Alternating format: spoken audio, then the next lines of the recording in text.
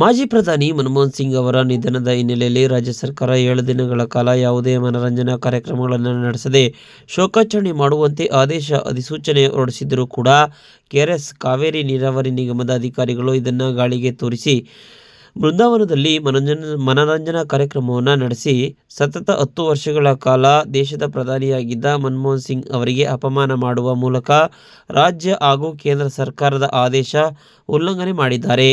ಶೋಕಾಚರಣೆ ಹಿನ್ನೆಲೆ ಮೈಸೂರು ಅರಮನೆಯಲ್ಲಿ ಸಂಜೆ ದೀಪಾಲಂಕಾರ, ಪ್ರವಾಸಿಗರ ವೀಕ್ಷಣೆಗೆ ಬಂದ್ ಮಾಡಿ ಸರ್ಕಾರಿ ಆದೇಶ ಪಾಲನೆ ಮಾಡಿದ್ದಾರೆ. ಆದರೆ ಇದಕ್ಕೆ ತದ್ವಿರುದ್ಧವಾಗಿ ಕೆಆರ್ಎಸ್ನ ಕಾವೇರಿ ನೀರಾವರಿ ನಿಗಮದ ಅಧಿಕಾರಿಗಳು ಕಾರಂಜಿಯಲ್ಲಿ ಸಂಗೀತ ಕಾರಂಜಿ ನಡೆಸುವ ಮೂಲಕ ನಿಗಮದ ಅಧಿಕಾರಿಗಳು ಮಾಜಿ ಪ್ರಧಾನಿ ಮನಮೋಹನ್ ಸಿಂಗ್ ಅವರ ಶೋಕಾಚರಣೆಯನ್ನು ಪ್ರವಾಸಿಗರಿಂದ ಬರುವ ಹಣವೇ ಮುಖ್ಯವಾಗಿ ಇದೆ ಎಂಬುದನ್ನು ತೋರಿಸಿದ್ದಾರೆ.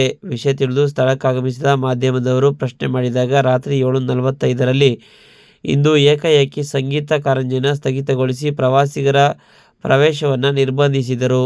ಹೊರರಾಜ್ಯ ಹಾಗೂ ಹೊರದೇಶದಿಂದ ಬಂದಿದ್ದ ಸಾವಿರಾರು ಪ್ರವಾಸಿಗರ ಬೃಂದಾವನದಿಂದ ಹೊರ ಕಳಿಸಿದರು. ಇದರಿಂದ ಹಣ ಕೊಟ್ಟ ಸಂಗೀತ ಕಾರಂಜಿಗೆ ತೆರಳಿದ್ದ ಸಹಸ್ರಾರು ಪ್ರವಾಸಿಗರು ನಿರಾಶೆಗೊಂಡು ಹಣವನ್ನು ವಾಪಸ್ ನೀಡದ ಹಿನ್ನೆಲೆಯಲ್ಲಿ ಇಡೀ ಶಾಪ ಹಾಕಿ ಅಸಮಾಧಾನ ವ್ಯಕ್ತಪಡಿಸಿದರು. ಇನ್ನು ಇದಕ್ಕೆ ಸಂಬಂಧಪಟ್ಟ ಅಧಿಕಾರಿಗಳ ವಿರುದ್ಧ ಜಿಲ್ಲಾಧಿಕಾರಿಗಳು ಹಾಗೂ ಸರ್ಕಾರ ಕ್ರಮ ಕೈಗೊಳ್ಳಬೇಕಿದೆ.